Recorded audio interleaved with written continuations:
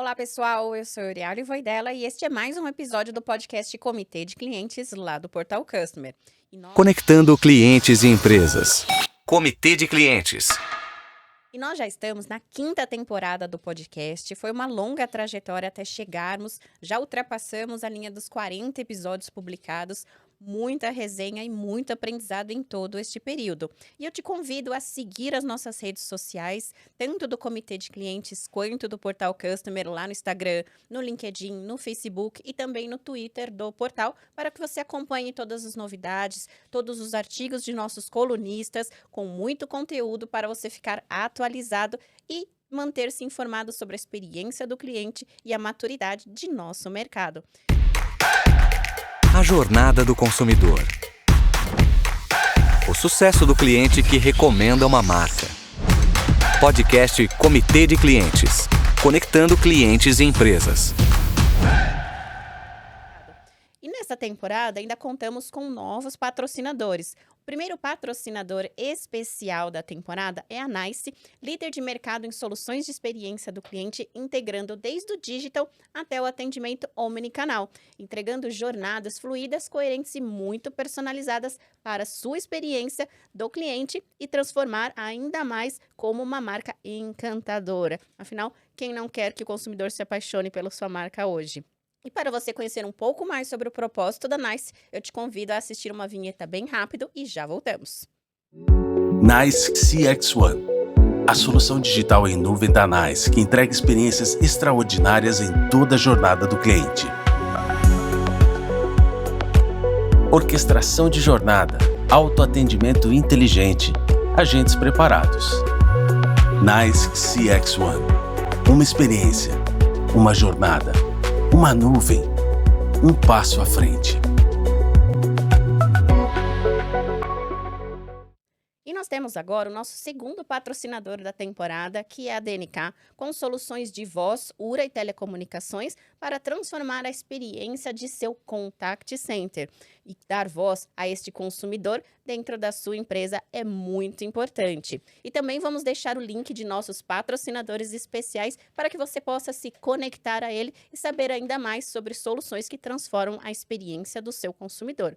E agora, neste episódio, nós temos um convidado muito especial, que já teve várias participações aqui no portal, e eu vou convidá-lo para se apresentar, a contar um pouco mais sobre a sua trajetória.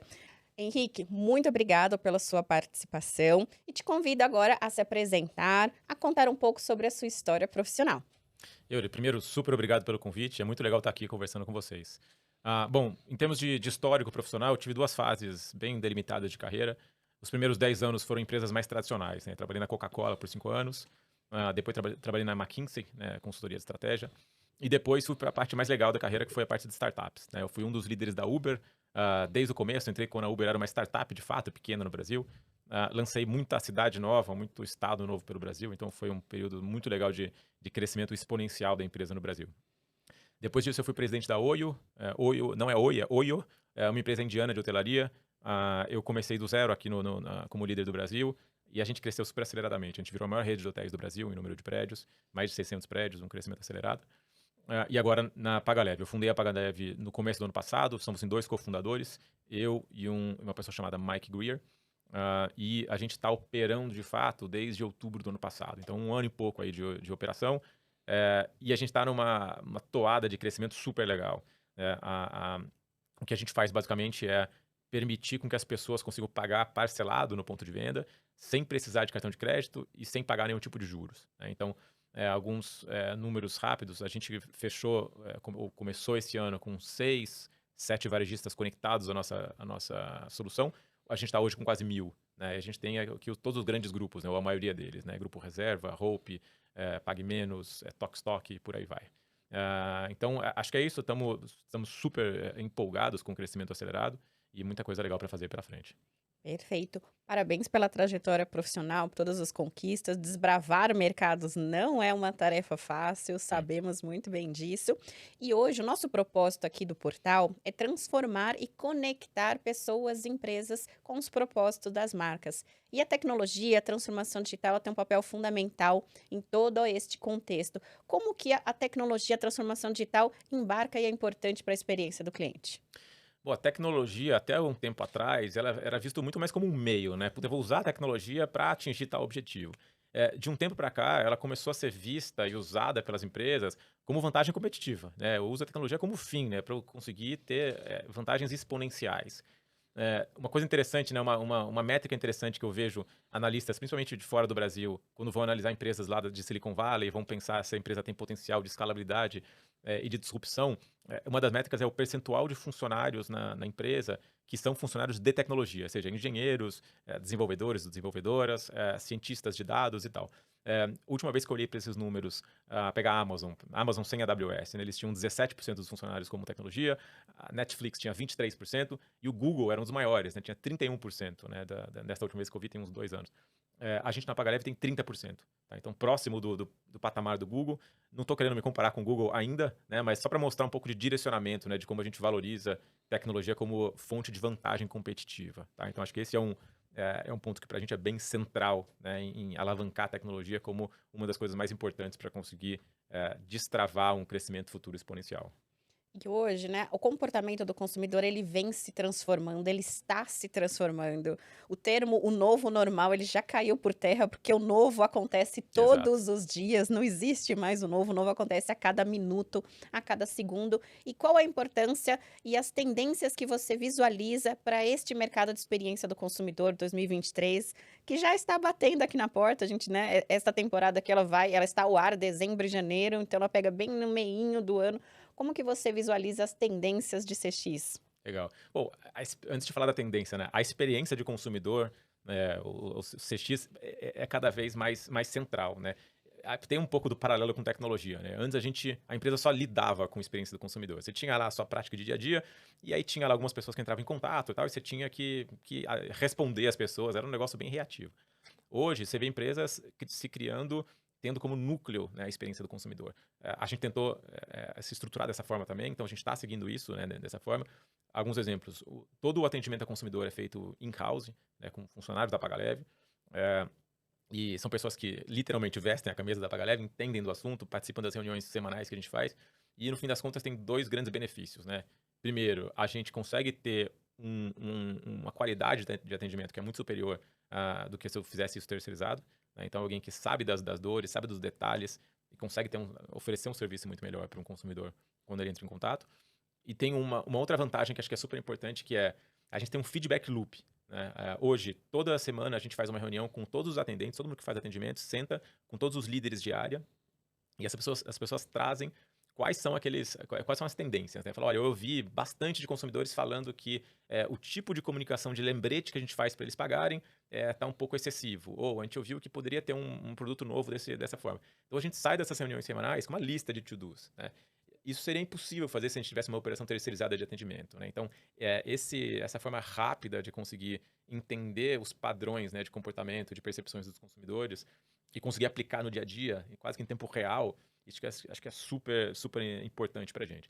Quando você olha para a geração Z e Millennials, né, que é o nosso público-alvo principal, não é o único, mas é o principal, e é o que mais influencia as outras gerações, né? Tudo que é inovação começa na geração Z, né, em jovens adultos, e depois esparrama para baixo e para cima, né? Pega desde o uso de Facebook até eletrônicos, tudo começa, né, na geração Z. Então, focando neles, a gente consegue, acho que ter um plano, né, um modo de operação que a gente acha que é o vencedor, né? Para a gente estar na melhor forma possível. E aí, 3 tendências que eu vejo muito claras. Primeiro, em relação à velocidade, né? As redes sociais, elas trouxeram, a internet e as redes sociais trouxeram a plataforma para as pessoas conseguirem fazer as observações positivas ou negativas. E agora a gente está entrando numa nova fase, que é ter formas organizadas de conseguir trazer à tona experiências positivas e negativas, né? Desde um Reclame Aqui, que começou já há muitos anos, até coisas cada vez mais customizadas, né? Então, hoje uma experiência negativa ou positiva, ela surge assim e volta para a empresa muito rápido. Então, rapidez para mim é uma das tendências super importantes. A segunda delas é é você ser mobile first, né? Você organizar a comunicação e estrutura da empresa pensando primeiro na experiência via celular. Então, tem um dado interessante que mostra que entre geração Z e millennials, 69% das pessoas declara que prefere escrever do que falar. Tá? Prefere escrever do que falar. Isso é uma coisa que, para mim, há 10 anos atrás, seria imaginável, né? Mas é a realidade. E a gente tem que responder dessa forma. Então, pensando nisso, por exemplo, a gente criou o nosso aplicativo nativo, né, desde o começo, em iOS e Android. E hoje, de todas as pessoas que compram com a gente, mais ou menos um número de 70% de pessoas que compram baixam um aplicativo para poder usar. Ele não é obrigatório, você pode usar a PagaLeve sem aplicativo, mas as pessoas decidem baixar porque tem uma facilidade em usar pelo celular, consegue controlar melhor, consegue ter recomendações de compras, né? Então, essa segunda tendência de ser mobile first, ou cada vez mais mobile first, é essencial também na minha visão. E tem uma terceira tendência que é de uma personalização de um nível nunca visto antes. As pessoas estão pedindo cada vez mais para ter uma experiência super customizada. Isso começou com a Amazon há 10, 15 anos atrás, né? De que se você comprava alguma coisa, ele te recomendava outra baseado naquela compra original. Era uma coisa um pouco mais, entre aspas, caseira. Hoje, ela é muito mais automatizada. Como a gente se organizou, e eu vou sempre dar exemplo da PagaLeve, porque são coisas que eu conheço bem e a gente está aplicando agora. A gente montou um time de análises avançadas em machine learning desde o começo. Então, é um time que ele é digno de empresas bem maiores que a nossa, mas a gente entende que isso pode ser uma vantagem competitiva daqui agora e olhando para frente. Então, por exemplo, uma das pessoas que lidera esse time era a pessoa responsável por isso no iFood, que é uma empresa que é a melhor empresa que lida com dados no Brasil. Então, isso ajuda a gente a gente já está numa jornada de começar a fazer recomendações customizadas e ter a cara da pessoa. A pessoa logar na nossa plataforma e sentir, cara, essa é a minha página dentro da PagaLeve. Então, para mim, essa tendência de ultra personalização, sem dúvida, é uma que é muito importante com consumidores. Ponto fundamental, né? 3 pontos, aliás, fundamentais que você trouxe. E aí eu complemento, né? A jornada do consumidor, como ela acontece em todos esses pontos, em todos esses touch points, junto aos passos que o consumidor caminha, né? No relacionamento com a sua marca, relacionamento com o seu produto. E aí eu complemento essa pergunta falando, o que tornaria um cliente fã? E aí, quando a gente fala fã, eu trago alguns insights que você trouxe.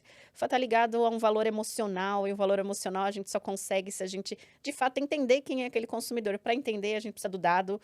Para entender e entregar, a gente precisa ali de uma personalização. O que, na visão do Henrique, faria um consumidor se apaixonar em 2023? Ótima pergunta, e é um negócio que todo mundo pensa na empresa, mesmo que não é de marketing e tal, é um negócio que todo mundo quer saber, cara, como que eu consigo conectar a marca com as pessoas mais, né?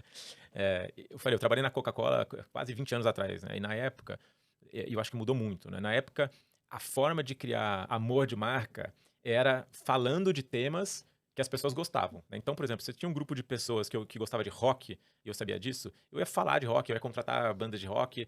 Eu lembro na época que a Coca-Cola contratou o Charlie Brown Jr. para fazer uma das maiores campanhas. Então, era essa a forma, você falar de coisas que os consumidores gostavam. Hoje mudou completamente, né? Hoje tem um tema de autenticidade que ele é essencial, né, no processo. Então, a marca tem que ser aquele esquema de faça o que eu faço, né? Não é faça o que eu falo. E os consumidores, principalmente geração Z, eles vão atrás, eles vão pesquisar, eles vão olhar relatórios, vão olhar notícias de jornais. E se você, né, ai da marca que falar uma coisa e fizer outra, ela tá cancelada e acabou, né? E no outro lado, a marca que realmente tem um propósito e segue esse propósito, ela consegue colher vantagens desproporcionais, né? Como que a gente lidou com isso lá na PagaLeve? A gente bolou, a gente criou um propósito, né? Que é o propósito que a gente queria sempre comunicar para todo mundo, que é o de libertar os consumidores do sistema financeiro tradicional. Né? Libertar os consumidores do sistema financeiro tradicional.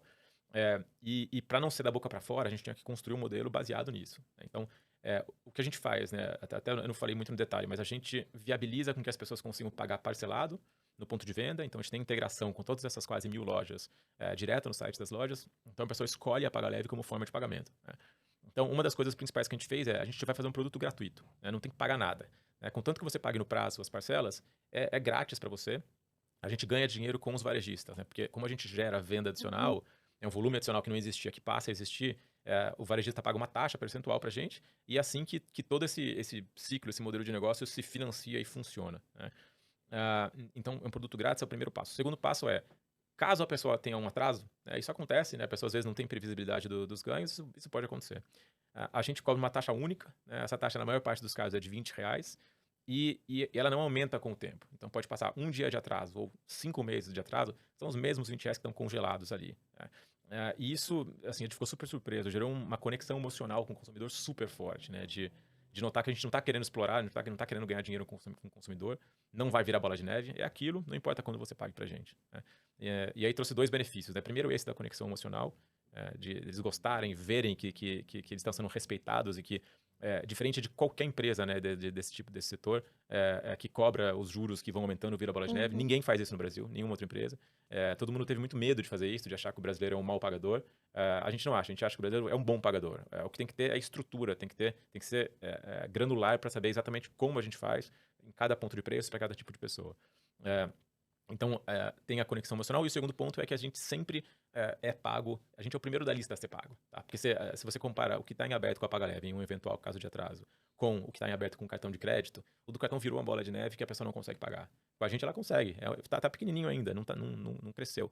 Então a gente, até no ponto de vista de negócio, faz sentido pra gente, porque a gente tem preferência pelo consumidor para ser pago, tá? Então acho que esses são alguns temas assim que acho que fazem muito sentido e que tocam esse ponto de amor de marca em relação ao propósito, tá? Não é sexy como tem uma banda tocando, mas é a real ali, sabe? A pessoa consegue medir e ver que impacta a vida delas, né? E falando de impacto, né, nós temos um ponto importante que é justamente consolidar a estratégia. E nós conversamos indiretamente ou diretamente em alguns itens também sobre estratégia de marca. E hoje nós temos uma maturidade, um país continental, e uma maturidade ainda de experiência do cliente não solidificada em todos os mercados, em todos os níveis. E algumas empresas ainda visualizam a experiência do cliente, este amor de marca, como um custo e não verdadeiramente como um investimento. Quais dicas você daria para essas empresas definitivamente virarem essa chave, que a experiência do cliente é de fato um investimento? Ótimo ponto. Para mim, a forma mais fácil e pragmática é botar na ponta do lápis. Acho que a experiência do consumidor não é para a gente se sentir bem, ou não é só para a gente se sentir bem e o consumidor se sentir bem. No fim das contas, tem que fechar a conta, né? É um investimento, não é gasto. E para mim, a primeira etapa que você tem que fazer, né, como um líder de empresa, é fazer conta, né? Então, primeiro, medir a satisfação do consumidor de várias formas possíveis. A mais simples de todas é um NPS, que é o Net Promoter Score, que é basicamente você entender se aquele consumidor que fez uma compra é um promotor ou um detrator da sua marca, ou se ele é neutro. É uma pesquisa facílima de fazer, qualquer empresa consegue fazer, por menor que seja. E tem coisas muito mais sofisticadas que a gente consegue fazer para medir detalhes sobre a percepção do consumidor. E com isso, você consegue correlacionar, né, a satisfação como a pessoa vê a empresa com resultados futuros e o comportamento futuro dela. Então, o que a gente faz bastante dependendo do nível de satisfação ou insatisfação, a gente olha o comportamento de compra. Então, taxa de recompra, né, qual é a frequência que a pessoa volta a comprar com a gente, ticket médio, tipo de produto. Então, essa é uma conta muito fácil de fazer e você prova na ponta do lápis, de forma matemática e científica, que se você aumentar 10% do seu investimento em serviço ao consumidor, você consegue ter um aumento de X em vendas, né? Isso é bem pragmático. E aí o primeiro passo para você conseguir fazer isso, na minha opinião, é você ter uma função interna de dados que consiga prover essas análises para você. Se você tiver acho que se a empresa tiver uma função um pouco menos elaborada, dá para usar pesquisas de prateleira como o NPS, que é fácil de aplicar. E quanto mais você evolui no processo, acho que mais você consegue ser sofisticado e com isso você consegue também ter insights mais legais, né? Mas para mim é um processo matemático e científico, tá? Acho que não adianta só romantizar e falar que customer service é legalzinho e é bonito. Também, mas ele é sem dúvida uma forma uma estratégia para você ter melhor retorno sobre investimento. Concordo. Estratégia de clientes é uma ciência hoje fundamentada em dados e, de fato, a empresa que não olhar isso como um investimento, como um diferencial de mercado, ela vai perder participação de produto, vai perder participação no coração do consumidor, porque a gente está ali disputando atenção com vários outros produtos e a empresa vai perder share de mercado fatidicamente, se não acontecer coisa pior ao longo do tempo, que a gente já viu algumas marcas que foram extintas por justamente ir contraponto à experiência do cliente. Yuri, só um ponto que eu não comentei que acho que é importante, em termos de números, né? A gente mede o impacto não só no resultado que cada uma dessas pessoas traz para ela mesma, mas o impacto que ela traz em outras pessoas. Então, por exemplo, o nosso NPS hoje, a última medição foi de 80, que o NPS ele vai de menos 100 a mais 100, então, que para produtos de pagamento. Eu não vi nenhuma empresa no Brasil que tem nada próximo desse patamar. Bem elevado. É a tal da zona de excelência. E a gente tem 85% mais ou menos de promotores, né? De pessoas que falam bem da PagaLeve. Então isso impacta muito na família, nos amigos, em todo mundo que está próximo dessa pessoa. Então você tem um benefício adicional ali uma contaminação positiva ali de pessoas que estão próximas a essa pessoa para conseguir ter um CAC zero, né? Nesses novos clientes que são trazidos. Sim, e essa reputação hoje, ela é primordial para as marcas, né? E outro ponto que é um custo, quando a reputação é ruim. Aí sim ela vai tornar um custo que dói muito na marca. Sem dúvida. Recuperar essa reputação leva tempo e esforço. E nem sempre o consumidor vai esquecer, dependendo ali do ponto de ruptura que aconteceu. É fundamental Sem tratar dúvida. os promotores e a corrente do bem, corrente do amor pelas marcas. Isso é fundamental. Hoje no portal nós temos uma audiência que nós já passamos aí de 80 mil leitores, né, todos os meses. O nosso podcast já passou de mais de 100 mil ouvintes no YouTube, também beirando aí os 200 mil no Spotify. E grande parte dessas pessoas são profissionais que buscam conteúdo, que estão se especializando, que estão ingressando na área. Então, a área de experiência do cliente ou de sucesso do cliente, ela foi categorizada mais uma vez como uma das top destaques no LinkedIn, Profissões do Futuro. E quais dicas você daria para quem está ingressando justamente nessa área hoje? Algumas coisas que eu reparo muito e avalio em entrevistas, em indicações de pessoas. Tem duas que são clássicas para qualquer vaga, seja de uma pessoa que faça atendimento ao consumidor ou do diretor ou da diretora. Tem duas básicas que comunicação. Você, não importa a área, você tem que se comunicar muito bem, né? Ainda mais em ambientes de alto crescimento, né? Você vai ter que falar com muitas áreas, passar o que você quer passar de uma forma rápida, top-down, né? Mensagem, conclusão primeiro, depois você fala dos detalhes. Esse é essencial. Segundo, a nível de energia. Não dá para ter pessoa flat na empresa, né? Não precisa nem ser para baixo. Você tem que ter um nível lá em cima, porque as coisas são difíceis, né? Então não adianta você fazer o básico e ser uma pessoa ali flat. Você tem que estar no 220, né? Então é uma coisa que eu sempre anoto, essa pessoa a nível de energia e comunicação. São os primeirões ali. Se a pessoa não tiver boa nas duas, eu nem olho o resto. Tá? E aí tem algumas outras também que eu acho que são bem importantes, principalmente para startups de alto crescimento. Primeira delas é a resiliência. E aí a resiliência, a forma de dar um duplo clique capacidade de tolerância à frustração e de forma geral, uma tolerância a situações ambíguas. Né? Então, assim, tolerância à frustração é essencial. Isso nunca ninguém fica sabendo, assim, mas no fim das contas você toma muito não, você tem muita coisa que dá errado e as coisas são muito ambíguas no fim das contas. Se você se desanima nos primeiros nãos e nas primeiras falhas, já era, porque assim, o peso do sucesso das iniciativas bem-sucedidas é muito maior do que as fracassadas. Então você vai ficando usando essas iniciativas fracassadas para ter uma baita iniciativa bem-sucedida. Isso no micro, né, em cada um dos projetos. Então o que a gente vê bastante, principalmente na galera mais nova hoje em dia, né, em geração Z, é uma tolerância à frustração bem mais baixa. Né?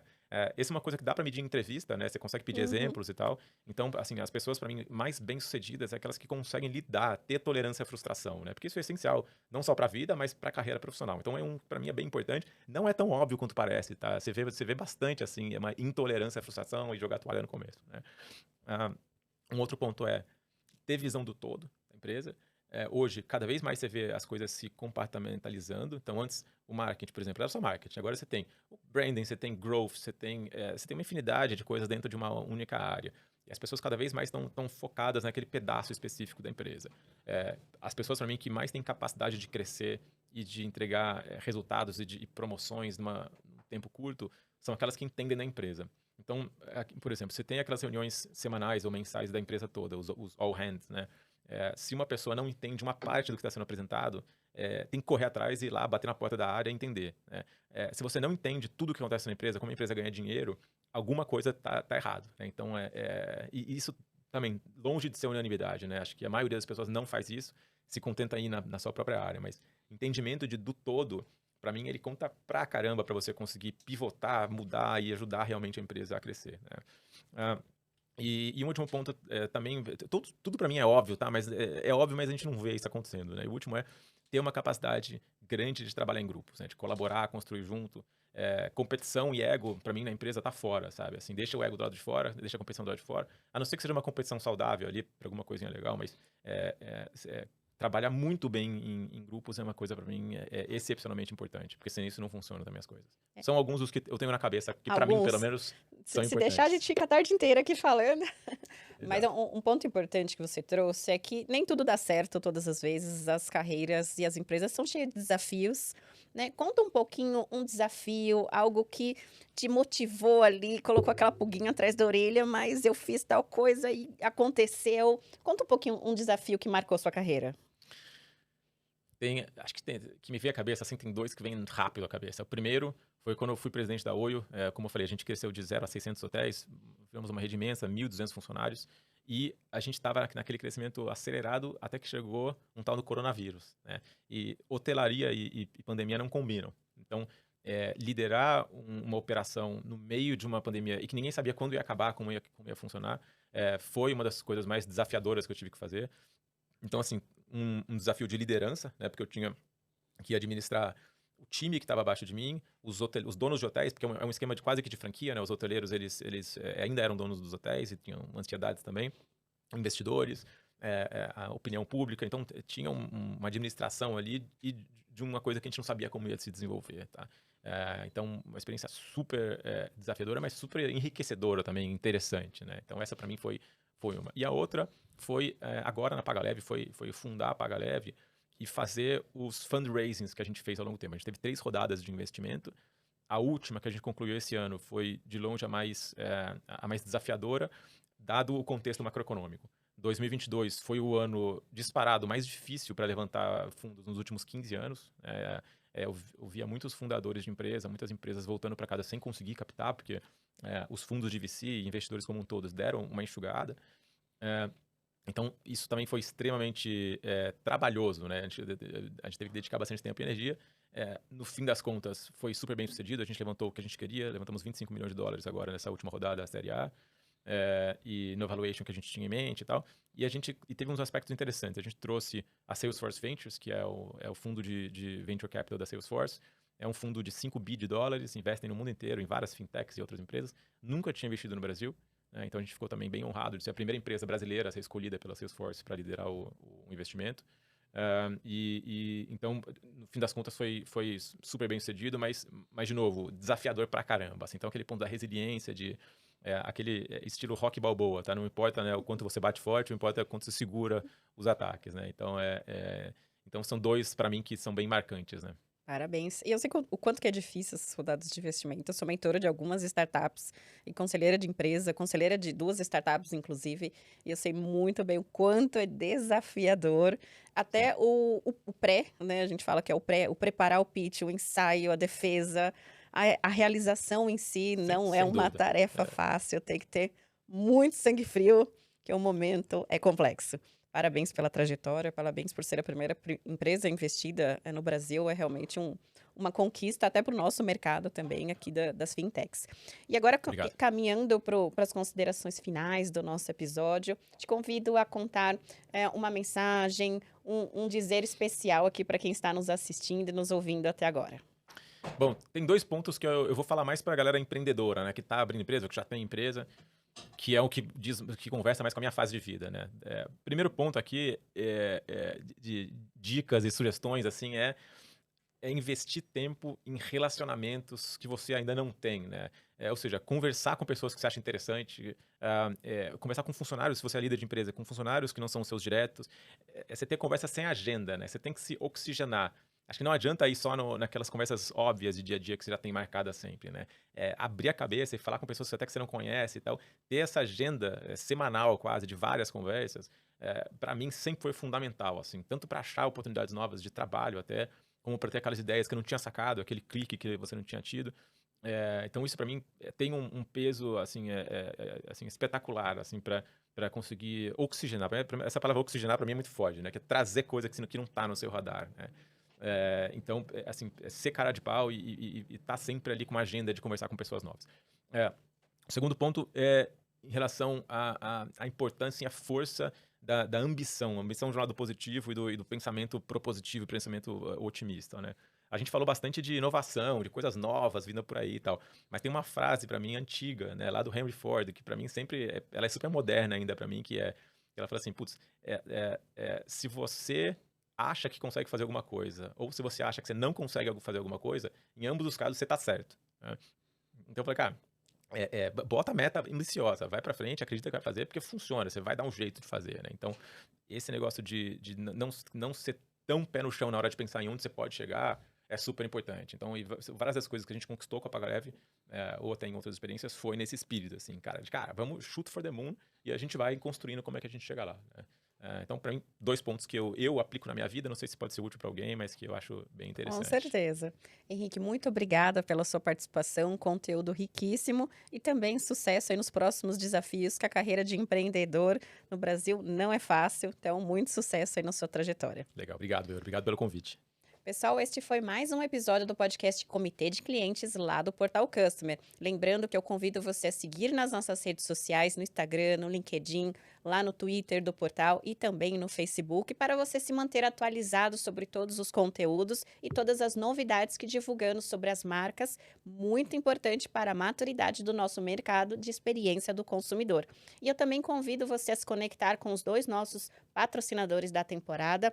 O primeiro patrocinador é a NICE, líder de mercado em soluções e experiência do cliente, transformando desde o digital até a omnicanalidade com jornadas fluídas, coerentes e muito personalizadas para o seu atendimento. E o segundo patrocinador, que é a DNK, com soluções de telecomunicações para transformar a voz do seu consumidor junto à sua área de atendimento, junto ao seu contact center. Vou deixar todas as informações dos patrocinadores aqui nos comentários para você entrar em contato com eles e transformar atendimento do seu cliente e também da sua empresa.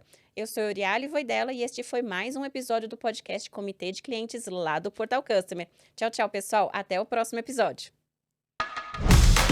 Comitê de Clientes, uma produção do Portal Customer. Oferecimento customercentric.com.br. Especialista em criar experiências incríveis.